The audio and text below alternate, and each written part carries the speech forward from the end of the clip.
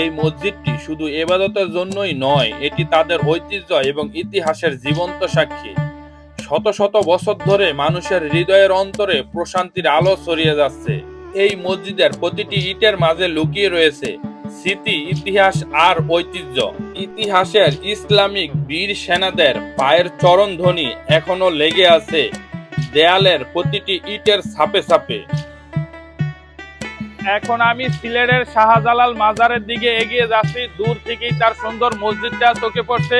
চলুন আপনাদেরকে দেখাবো তার ভিতরে কি কি আছে। সম্পূর্ণ আজকে আমরা ঘুরে ঘুরে আমিও দেখবো আর আপনাদেরকেও দেখাবো। বাংলাদেশের সব মানুষই মোটামুটি হযরত শাহজালাল রহমাতুল্লাহ আলাই এর ঘটনাটা আপনারা সবাই জানেন। 1303 সালে হযরত শাহজালাল রহমাতুল্লাহ আলাই এর 360 জন সাহাবা নিয়ে সিলেটে আসেন। স্থানীয় রাজা গৌর কিশোরের বিরুদ্ধে যুদ্ধ ঘোষণা করেন। সেই যুদ্ধতে শাহজালাল রহমতুল্লাহ আলাই বিজয় লাভ করেন। বিজয় লাভ করার পরে সিলেটে সে ইসলাম প্রচার করা শুরু করে। ধীরে ধীরে তার প্রচারের সংখ্যা অনেক বাড়তে থাকে। দলে দলে মানুষ ইসলামে যোগ দিতে থাকে। হযরত শাহজালাল রহমতুল্লাহ আলাই স্থায়ীভাবে সিলেটে বসবাস করা শুরু করেন। 1347 খ্রিস্টাব্দের দিকে ইন্তিকাল করেন। পরে এখানেই মাটি দেওয়া হয়। মাটির উপরে একটি সাধারণ কবর ছিল। পরে ইসলামিক শাসকরা এই কবরটি আরো উন্নত করে মাজারে পরিণত করে। তিনি ছিলেন একজন ধর্মযোদ্ধা এবং ধর্মবীর, দরবেশ আউলিয়া। এখন তার মাজারে চলে ইবাদতের পাশাপাশি শিরক ও বেদাত। আপনারাই বলুন, ইবাদতের পাশাপাশি কি শিরক আর বেদাত করা উচিত? অবশ্যই কমেন্ট করে জানাবেন। হাঁটতে হাঁটতে চলে আসলাম হযরত শাহজালাল রহমতুল্লাহ আলাইয়ের মাজারের সামনে।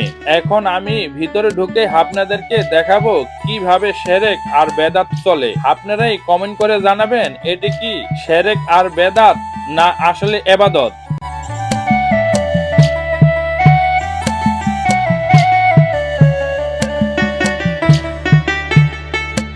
মসজিদের গেটের ভিতরে ঢুকবো। এটি একটি পবিত্র স্থান, তাই সবাইকে সম্মান ও নীরবতা বজায় রাখাই উচিত।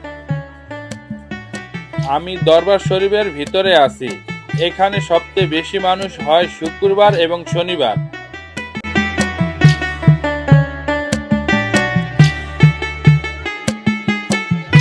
এটি হচ্ছে মহিলাদের নামাজের স্থান।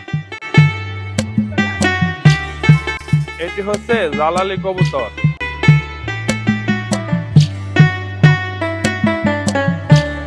এটি হচ্ছে মান্নত করার দান বাক্স।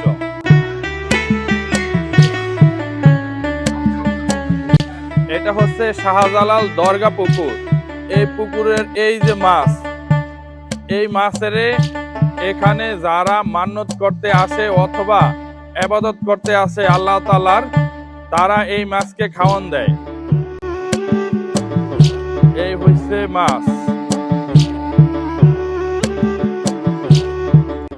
অনেক দর্শনার্থী এখানে মাছ দেখতে ভিড় করছে পুকুরের পাড়ে।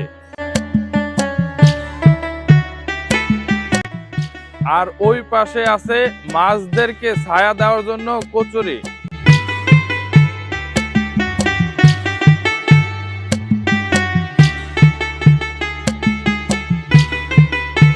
এই পাগলগুলো কি আল্লাহর পাগল না ধান্দাবাজ?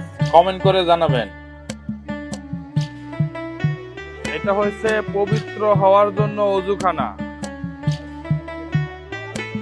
এটা হচ্ছে মহিলাদের নামাজের স্থান। এখানে সবাই শান্ত মনে নামাজ আদায় করে আল্লাহ তাআলার কাছে দোয়া প্রার্থনা করে।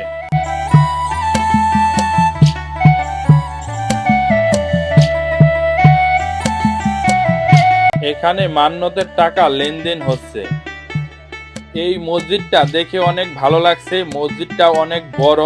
সেজদার মাটিতে লুকিয়ে আছে অগণিত দোয়ার ইতিহাস। নীরব আঙিনায় দাঁড়ালে মনে হয় সময় থমকে গেছে। শান্তি, পবিত্রতা, এক অনন্য অনুভূতি।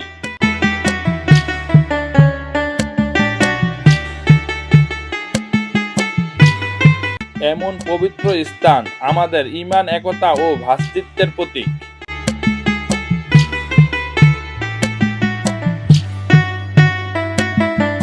এই শাহজালাল রহমতুল্লাহ আলাই এর দরবার শরীফটি শত শত বছর ধরে মানুষের হৃদয়ের অন্তরে বিশ্বাস ভালোবাসার আলো ছড়িয়ে যাচ্ছে।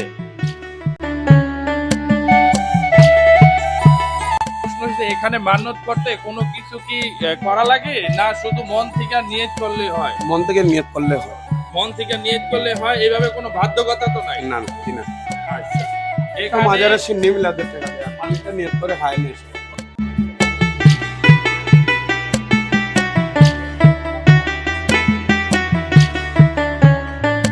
মাজারটির ভিতরে না ঢুকতে পেরে আমরা উপর দিয়ে আপনাদেরকে যতটুকু সম্ভব দেখালাম।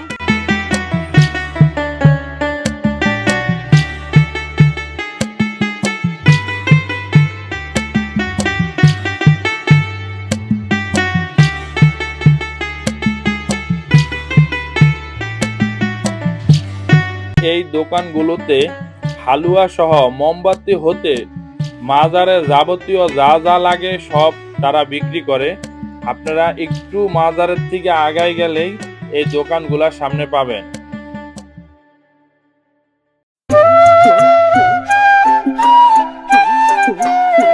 এখানকার এক একটা মোমবাতি 500 থেকে শুরু করে 3000 টাকা পর্যন্ত মোমবাতি আছে। সবচেয়ে বড় যে মোমবাতিটা দেখতেছেন সেটার দাম হয়েছে 3000 টাকা। তবজিগুলোর রেট হচ্ছে 100 টাকা পিস। আপনি ছোট থেকে বড় যে তবজিগুলোই নেন দাম মাত্র 100 টাকা পিস। আপনি যদি বলেন যে আপনাদের ভিডিও দেখে তারপর আপনাদের এই তবজি কিনতে আসছি, তাহলে সে আরো 10 থেকে 20 টাকা কমাই নিব আমাদেরকে বলছে।